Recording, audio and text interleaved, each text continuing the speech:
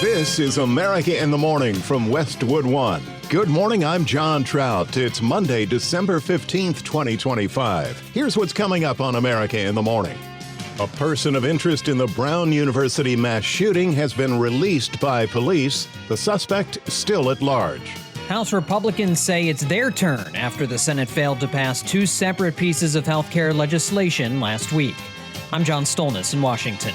A gruesome discovery found inside the Los Angeles home of a famous Hollywood director and actor, or fallout from the firing of the University of Michigan coach over his alleged inappropriate relationship. A lawsuit over plans for a ballroom at the White House. I'm Clayton Neville. On Wall Street, the market kicks off the week after Friday's losses as traders dumped their tech stocks. I'm Jill Schneider.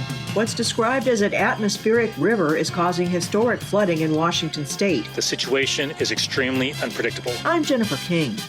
All ahead on America in the Morning. Fast work by police and the FBI led them to Benjamin Erickson, a Wisconsin man in his 20s identified as a person of interest at a motel 20 miles from Brown University, the scene of a mass shooting over the weekend on the Ivy League campus that left 2 people dead and 9 injured. However, he's been released and the search continues for the shooter still at large. Correspondent Donna Warder with the latest on the Providence, Rhode Island shooting and investigation. We will be releasing the person of interest who had been detained earlier today, and the Attorney General can speak a little bit about the rationale for that, but we want to inform the community that that individual will shortly be released from Providence Police. Providence, Rhode Island Mayor Brett Smiley at a news conference Sunday. The FBI says the person of interest in Saturday's deadly shooting at Brown University was taken into custody at a hotel about 20 miles from Providence in a town called Coventry. And then we ended up getting, obviously, to a point where we find someone of interest, we bring him in, but we're I'm pretty confident in the work that the men and women have done of the department. But I got to respect their work. Some of them haven't gone to sleep. And so I have to respect the fact that they're going to continue and give us what we need in order to be able to prosecute somebody properly. Saturday afternoon, the shooter dressed in black walked into the school's engineering building and opened fire, killing 2 people, and the mayor says wounding 9 others. There remain 7 individuals in stable condition, 1 in critical but stable condition, and 1 has been discharged. Audio courtesy of WCVB. Authorities say the shooter fired more than 49mm rounds. They say they have not recovered the gun. The shooting happened during final exams at Brown University. University officials now say remaining classes and exams have been canceled, and students are free to leave. I'm Donna Warder. House Speaker Mike Johnson unveils a series of proposals aimed at addressing growing health care costs with a plan to vote on at least some of these measures this week. Recent attempts by the Senate to solve the issue have failed. John Stolnis has the latest from Washington. Senators failed to pass a Democratic-backed proposal that would have extended for 3 years the much-talked-about Obamacare subsidies set to skyrocket at the start of 2026, as well as a plan backed by the Republican chair of the Senate Help Committee, Bill Cassidy. Speaking on CBS's Face the Nation, Cassidy was asked if he needs the White House's help to get Republicans on board with his plan. Our problem is not with Republicans. Our problem has been with Democrats. But, of course, they may say that about us. So what I am kind of searching for is a deal in which both have their concerns addressed. Instead of extending the current subsidies, his plan would have created enhanced tax credits to be used to pay for higher deductibles for people using bronze plans or state exchanges. If that's a no-go, he said he's willing to reach some kind of short-term compromise on the subsidies. There has to be a meeting of the minds between Democrats and Republicans. I would be willing to do a short-term extension of the premium tax credits for those people with higher premiums if they will concede that we've got to do something for the $6,000 out-of-pocket. I think there's a deal to be had here. Proposals by House Republicans would aim to replace Obamacare with enhanced access to employer-sponsored health plans, create association plans that would allow small businesses and self-employed people to band together to buy health care, and tighten restrictions on pharmacy benefit managers. Congressman Chip Roy is a proponent. Our solution for health care is spreading costs out among people who want to help each other out. in the American way. As is Republican Andy Biggs speaking on Newsmax. A bunch of great ideas that if you implement those, they actually reduce the cost of premiums and the cost of health care, including making things transparent for you. But they also allow you personal choice and expand your personal choice. Democrats argue those plans would provide weaker health coverage than what Obamacare currently offers. Democratic Senator John Ossoff on CNN says he's not sure what the GOP plan actually is. Look, I'm eager to work across the aisle to solve this problem, but the clock is ticking. Open enrollment ends in just a few days. Some centrist Republicans are lining up with Democrats, fearful the increase in subsidies will hurt constituents and put their political futures in jeopardy. Open enrollment for Obamacare ends on January 15th. John Stolnis, Washington. When we return on America in the Morning, A-list actor and director and his wife discovered stabbed to death after these messages.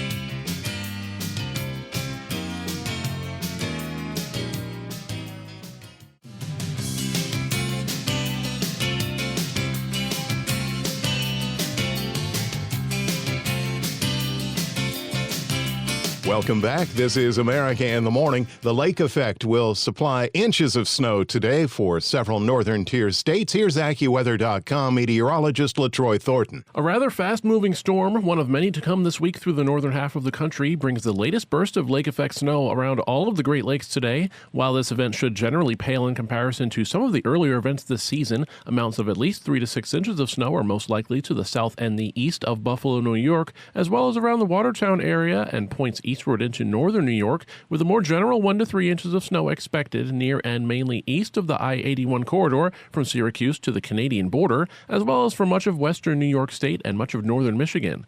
Rather than snow, another series of storms bringing heavy rain will instead be the story for the northwestern states today and through this week, with the latest train of storms set to deliver more wet weather after last week brought widespread flooding concern to the Pacific Northwest. Through Wednesday morning, a pair of storms will head onshore with rain at times, some of it heavy, and all of western Washington is expected to end up with 1 to 2 inches of rain tacked onto the totals for this month, with 2 to 4 inches most likely near the coast and toward the Cascades. In Oregon, totals of 1 to 2 inches generally favor the areas from west of I-5 to the coast, with higher amounts toward the Oregon Cascades, but mostly 1 to 2 inches for northwestern California.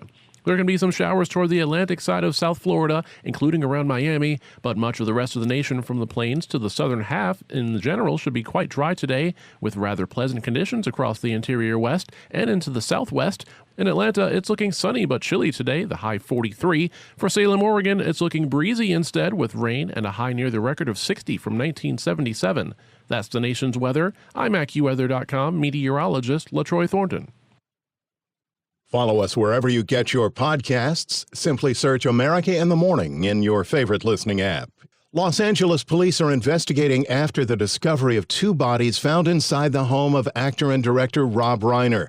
Police were called to the mansion Sunday, where 2 bodies aged 78 and 68 were found. Multiple news outlets are reporting that Reiner and his wife Michelle Singer Reiner were discovered stabbed to death, and Los Angeles police said robbery and homicide detectives will be in charge of the case.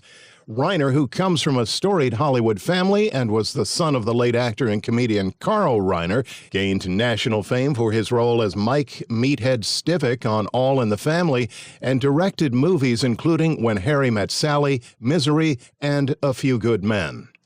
Days of torrential rain are causing unprecedented river flooding and pressure on levees in Washington state. Jennifer King reports on what some meteorologists call an atmospheric river that left some homes flooded to their roofline. The road and highway closures are ongoing, water rescues continue, and swollen rivers still at dangerous levels. What's described as an atmospheric river is causing historic flooding in Washington state, stranding families, washing over roads and bridges, and cutting off a border crossing to Canada. This is something that the people of the state of Washington have not faced before, this level of flooding. Washington Governor Bob Ferguson spoke at a news conference in Tukwila Friday afternoon. The situation is extremely unpredictable. The governor says he's grateful to President Trump, who has signed an emergency declaration. Troops went door to door early Friday to evacuate the farming community of Burlington, north of Seattle. Come on, boys!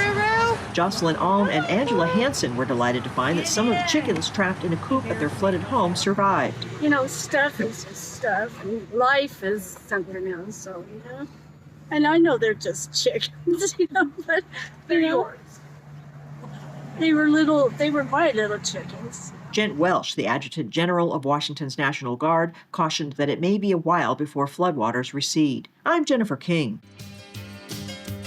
When we return on America in the Morning, new lawsuit over Trump's White House ballroom. After these messages.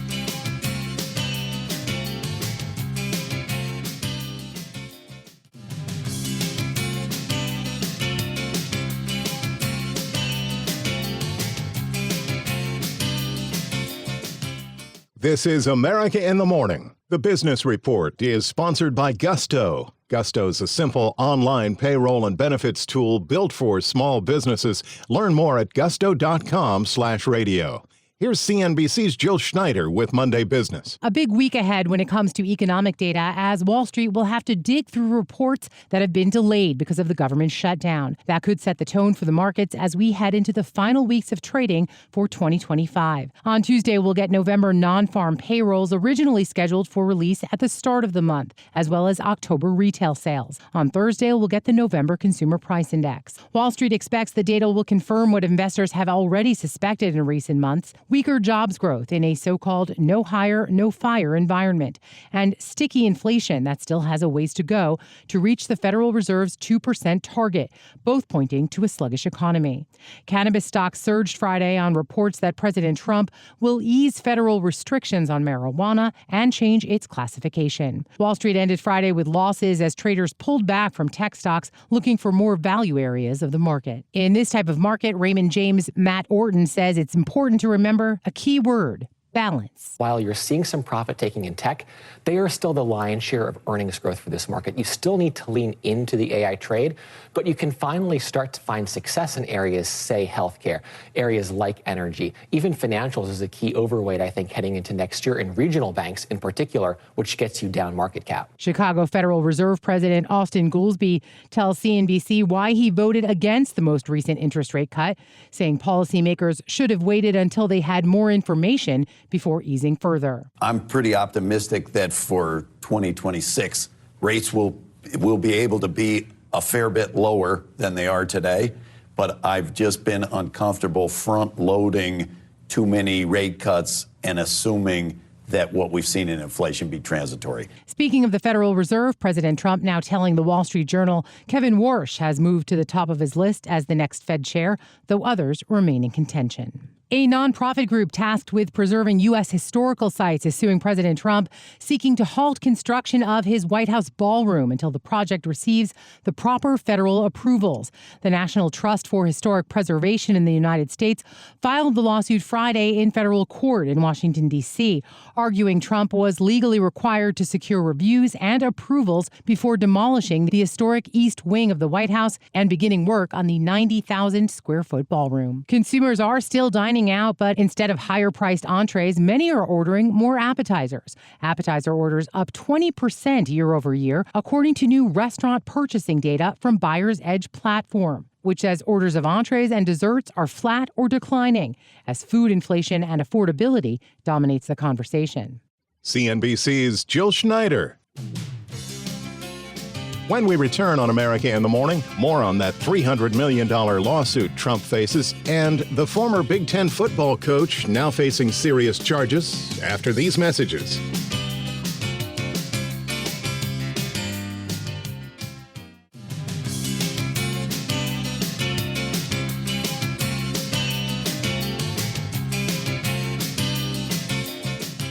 A former Big Ten football coach is facing serious charges after being fired over an alleged inappropriate relationship with a staffer and threatening to take his own life. Correspondent Gethin Coolbaugh reports. Prosecutors say fired University of Michigan football coach Sharon Moore threatened to kill himself in front of a woman with whom he had been having an affair after she broke off the relationship and reported it to school officials. He was charged Friday with stalking and home invasion. He then, at some point soon thereafter, came to her apartment in the address that is alleged in the complaint, barged his way into that apartment, immediately then proceeded to a kitchen drawer, grabbed several butter knives and a pair of kitchen scissors and began to threaten his own life. I'm going to kill myself. I'm going to make you watch. My blood is on your hands. You ruined my life. The university fired the 39-year-old Wednesday, saying he had an inappropriate relationship with a staff member. He was subsequently arrested and spent 2 nights in jail. An assistant prosecutor said Moore was fired after the woman told university officials this week that he had repeatedly called and texted her. I'm Gethin Coolbaugh. A deeper dive now into a story we covered in our last segment as President Trump and several U.S. agencies are being sued over construction of that $300 million ballroom on the site of the White House East Wing. Correspondent Clayton Neville reports. A federal hearing is set for tomorrow to consider a lawsuit brought by the National Trust for Historic Preservation. That group is asking for a temporary order that would stop construction of the 90,000 square foot project in the demolished East Wing to include a high-end ballroom. The lawsuit claims the project is happening without legally required reviews or approvals. The filing alleges that, quote, no president is legally allowed to tear down portions of the White House without any review whatsoever, end quote. Since President Trump returned to the White House for his second term, he's paved over the lawn of the Rose Garden to create a patio there, and he installed gold decorations throughout the Oval Office. I'm Clayton Neville. America in the Morning for Monday, December 15th, 2025 is produced by Jeff McKay. I'm John Trout. This is Westwood One.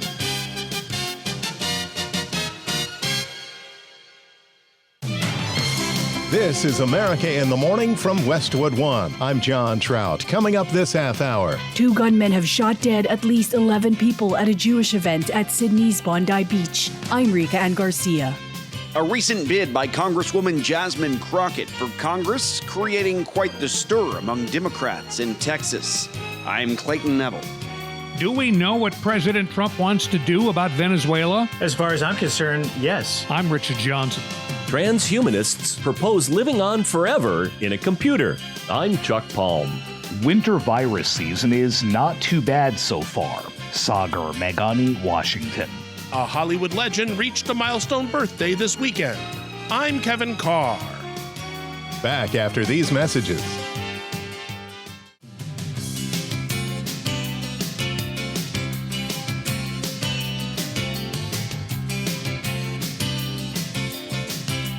Welcome back to America in the Morning. Apparently, this atmospheric river will continue in portions of the Pacific Northwest. Here's AccuWeather.com meteorologist LaTroy Thornton with the latest. It does appear that today and much of this week will provide many rounds of soaking rain for mainly western Washington and Oregon, and at times coastal northern California, thanks to an active storm track supported by a very strong jet stream that will race storms into the region one by one in rapid succession, while rich Pacific moisture is funneled into some of the same areas. When both of these pieces fall into place at the same time, that's a recipe for heavy rain, and from today through Wednesday morning, 2 separate storms will push on shore with rain that turns heavy at times over areas that already dealt with repeated downpours a week or less ago. Cities such as Seattle and Portland that are already at around 80% or more of the historical average December rainfall through less than half of the month may very well exceed that average by Wednesday, with 1 to 2 inches of rain expected. The highest rainfall of 4 to 8 inches is likely to occur in the far northern Washington Cascades, with much of western Washington and Oregon and far northwestern California in line for at least 1 to 2 inches of rain early this week. Elsewhere in the nation, the latest round of lake effect snow is getting underway this morning, and AccuWeather winter weather experts say that it is likely to bring a fresh 1 to 3 inches of new snow from the northern and eastern upper peninsula of Michigan and northern lower Michigan to far northwestern Pennsylvania, much of western New York, and from the Syracuse area through much of New York to the north and east of Lake Ontario as frigid air again settles into more of the northeast. Today looks dry and rather nice from the desert southwest to the high plains, but it stays cold as it dries out in the southeast in the wake of the cold front that cleared places from the east coast to the Gulf Coast yesterday. That's the weather across America. I'm AccuWeather.com meteorologist LaTroy Thornton. Remember, you can follow us wherever you get your podcasts. Just search America in the Morning in your favorite listening app. The death toll has risen to 15 people, including a rabbi and a 10-year-old girl, attacked during a deadly mass shooting during a Jewish holiday celebration at a beach in Australia. Correspondent Rika Ann Garcia reports the death toll could have been much higher if not for a heroic man of Arabic descent selling fruit by the beach who was able to disarm one of the shooters, described by Australian police as a father and his son. 2 gunmen have shot dead people at a Jewish event at Sydney's Bondi Beach. At a press briefing, this is a targeted attack on Jewish Australians on the first day of Hanukkah, which should be a day of joy, a celebration of faith. An act of evil anti-Semitism, terrorism that has struck the heart of our nation. Australian Prime Minister Anthony Albanese addressed the nation and condemned the attack. An attack on Jewish Australians is an attack on every Australian. And every Australian tonight will be, like me, devastated on this attack on our way of life. One of the gunmen was killed by the police and the other was arrested and is in critical condition. At least 29 people were wounded, including police officers. The event was called Hanukkah by the Sea, and they were celebrating the start of the Jewish holiday, Hanukkah. As Prime Minister, I say on behalf of all Australians to the Jewish community, we stand with you, we embrace you, and we reaffirm tonight that you have every right to be proud of who you are and what you believe. You have the right to worship and study and live and work in peace and safety. And you enrich us as a nation. You should never have to endure the loss that you have suffered today. Police are examining suspicious items, including an improvised explosive device found in a suspect's car. Emergency services arrived soon after the incident. I'm Rika Ann Garcia. The shooter who ambushed U.S. and Syrian troops, killing 2 American soldiers and 1 civilian who was serving as an interpreter, is believed to have been an infiltrator from the Islamic State who took a job in the Syrian security force. Correspondent Donna Warder has an update on an attack that President Trump has vowed those from ISIS responsible will face the wrath of the U.S. military. Mr. President, will the U.S. retaliate against ISIS? Yeah, we will. And will U.S. forces attack again? You're going to be seeing. We will retaliate. A Syrian official says the man who carried out an attack that killed 3 U.S. citizens near the ancient Syrian city of Palmyra Saturday had joined Syria's internal security forces as a base guard just 2 months ago, even though there were suspicions that he might be affiliated with the Islamic State group. 2 U.S. service members and 1 U.S. civilian were killed in the attack. 6 other people, Americans and Syrians, were wounded. We mourn the loss of 3 great patriots in Syria. You know how it happened. It was an ambush, terrible. We also have 3 wounded. They seem to be doing pretty well. It's the first deadly attack on U.S. troops in the country since the fall of Syrian President Bashar Assad a year ago. Syrian state media had reported earlier that shots were fired at U.S. and Syrian forces during a visit by American troops to the ancient city of Palmyra. Syrian media said the attacker was killed. Syria, by the way, was fighting along with us. The new president of Syria is, as they told me, and I'm not surprised, he's devastated by what happened. This was an ISIS attack on us and Syria. A spokesman for Syria's interior ministry says the country has a shortage of security personnel and had to recruit people quickly. The attacker was among some 5,000 members who recently joined a new division in the internal security forces in a region where remnants of the Islamic State group remain active. I'm Donna Warder. The reaction to Congresswoman Jasmine Crockett's decision to run for a Senate seat in Texas continues to make waves in politics. Correspondent Clayton Neville reports that reaction has been mixed from both sides of the political aisle.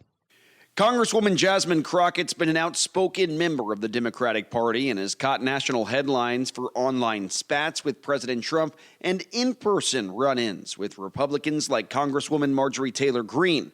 The president has slugged Crockett as a low IQ individual, and House Speaker Mike Johnson, seemingly with sarcasm, told reporters recently that he's thrilled Crockett's running for Senate. She is the face of the Democratic Party. She and Mamdani. Good luck with that. I want her to have the largest, loudest microphone that she can every single day, and we look forward to having that election down there. He went on to say that a Republican will get elected in Texas. Texas is a red state. People of Texas are common sense Americans, and what Jasmine is trying to sell will not be purchased by the folks of Texas. Congresswoman Crockett took to social media to respond to the speaker's comments. I will agree with him on something, though. Texans are common sense.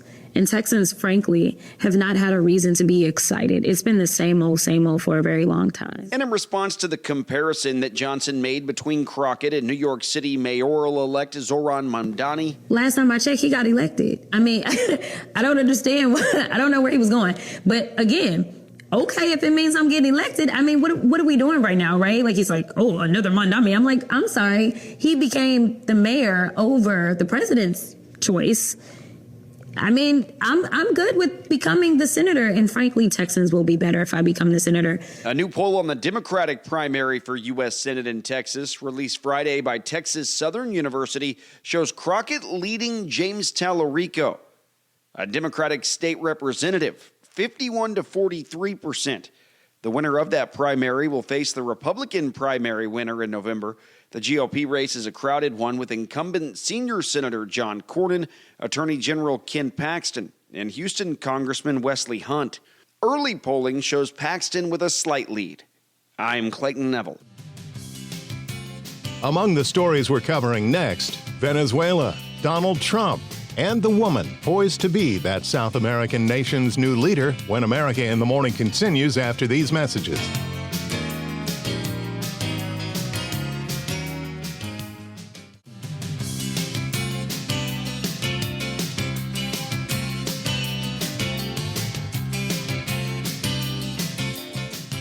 President Trump's long-term goal regarding Venezuela may be a mystery, and the woman who might lead a new government there if the Maduro regime is overthrown is trying to stay out of the fray. The latest from correspondent Rich Johnson.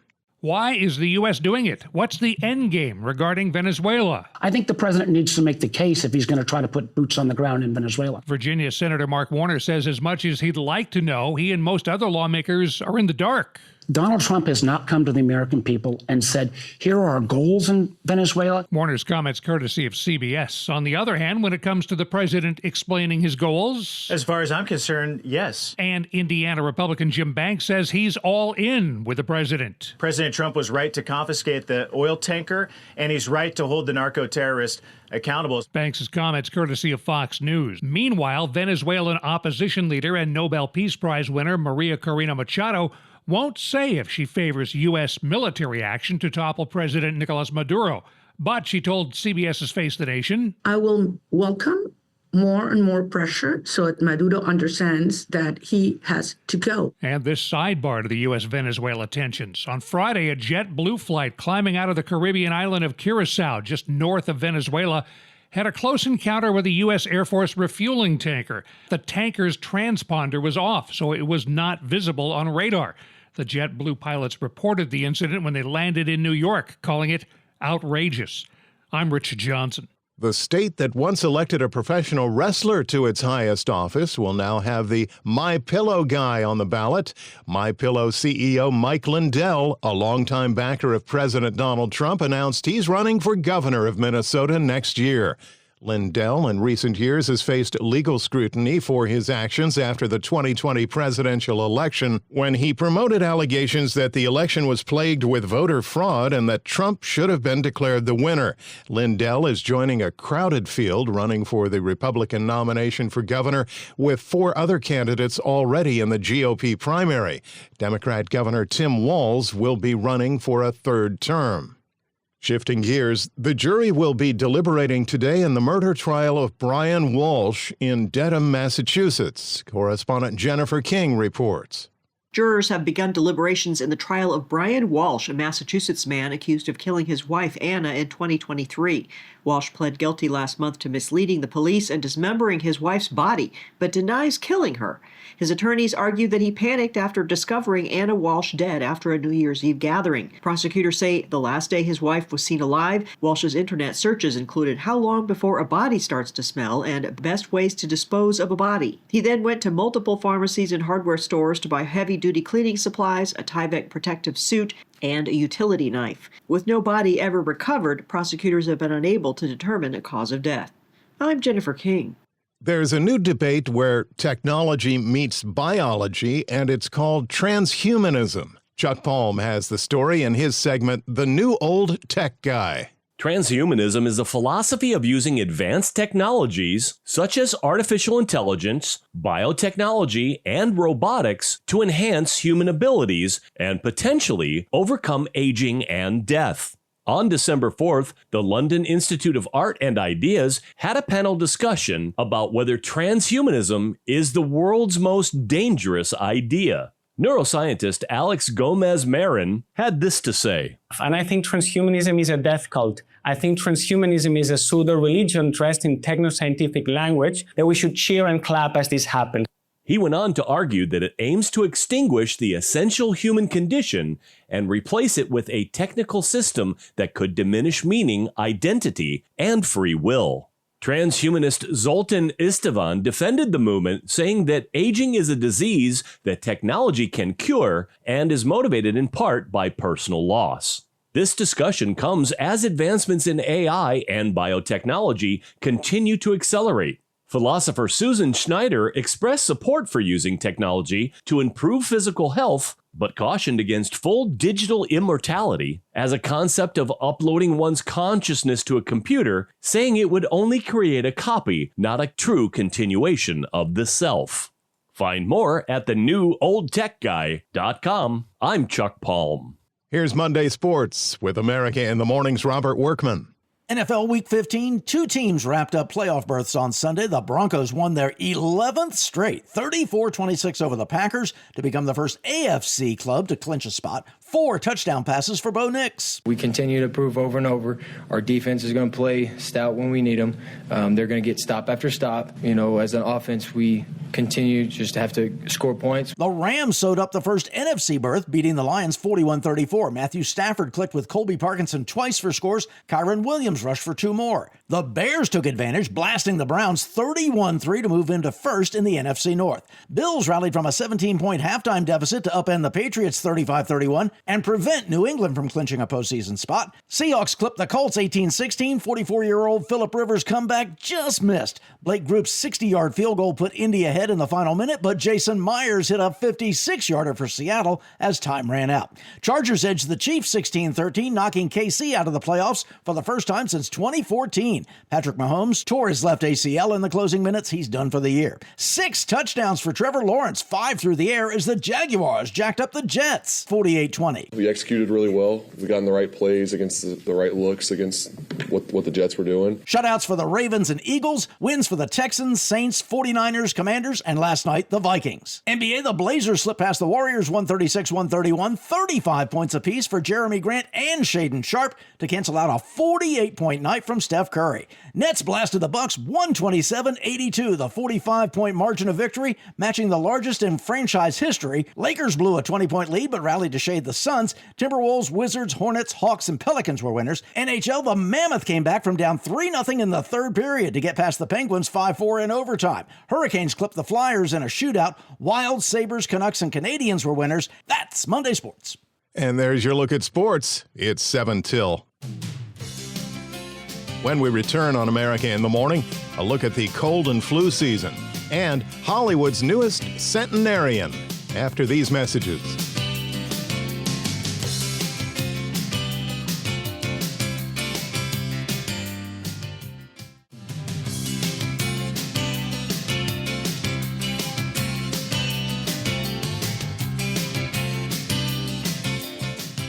This is usually the time people come down with colds and the flu as the weather changes, but this time around we're off to a slower than expected start to the winter virus season. Washington correspondent Sagar Magani reports. Winter virus season is not too bad so far, but doctors worry about more suffering to come. It may seem like you're surrounded by sniffles and coughs. It is that time of year, but flu season activity is still low in most parts of the nation. The government categorizes it as high in just 4 states: Colorado, Louisiana, New York, and New Jersey. Still, severity indicators are rising. The RSV season seems to be starting later than usual, but infections are growing in some areas. COVID-19 activity is relatively low now. The CDC stopped recommending COVID shots for anyone 2 months ago.